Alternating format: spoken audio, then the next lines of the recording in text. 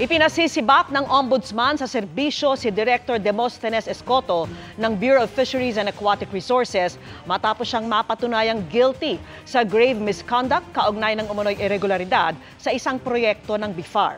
Sa investigasyon ng Ombudsman, may ebidensya umunong pinaboran ni Escoto ang isang bidder na di kwalipikado at may mas malaking gastos. Dahil sa issue, nakansela noon ang loan deal ng Pilipinas at France, kaya't ang pamahalaan ang sumagot sa gastos na umabot ng mahigit 2 bilyong piso. Bagamat itinanggi ni Escoto ang aligasyon sa kanyang depensa noon, iginiit ng Ombudsman ang kanyang pagkakasala. Kaakibat sa parusa sa kanya ang kanselasyon ng kanyang eligibility para sa kanyang retirement benefits, gayon din ang panghabang buhay na diskwalifikasyon sa pagsisilbi sa gobyerno. Sinusubukan pa po namin kunan na pahayag si Escoto pero hindi pa niya sinasagot ang aming mga tawag at text.